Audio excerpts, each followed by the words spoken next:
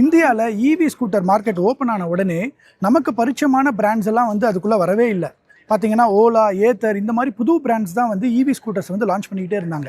Bajaj, TVS, hero இந்த மாதிரியான கம்பெனிகள் வந்து ரொம்ப அமைதியாக தான் இருந்தாங்க. ஆனால் படிப்படியாக அவங்களும் ஒரு இவி ஸ்கூட்டர்ஸாக லான்ச் பண்ண ஆரம்பிச்சிட்டாங்க.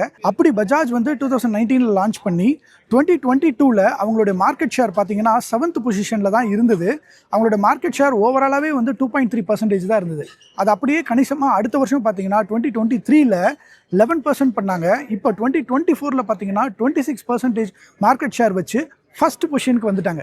ஸோ 7th பொசிஷன்லேருந்து ஃபர்ஸ்ட் பொசிஷனுக்கு இந்த ஒரு 3 வருஷத்துக்குள்ளாரையே ரொம்ப சூப்பரான ஒரு வளர்ச்சி அடைஞ்சதுனால தான் நிறைய அப்கிரேட்ஸ் கொடுத்து இந்த லான்ச்சை ரொம்ப கோலாகலமாக பண்ணியிருக்காங்க பஜாஜ். இந்த புது மாடலில் சேசிலையும் சரி ஓவரால் பாடியிலையும் நிறைய சேஞ்சஸ் பண்ணியிருக்காங்க. முக்கியமான சேஞ்ச் எங்கே அப்படின்னா பேட்டரி. இந்த பேட்டரி இதுக்கு முன்னாடி இந்த இடத்துல தாங்க இருந்தது. அது அப்படியே இப்போ வந்து ஃப்ளோர் போர்டில் வச்சுருக்காங்க. ஃப்ளோர் போர்டில் வச்சது மட்டும் இல்லாமல் இந்த பேட்டரியிலேயே ஒரு 3 kg வெயிட்டை வந்து ரெடியூஸ் பண்ணியிருக்காங்க.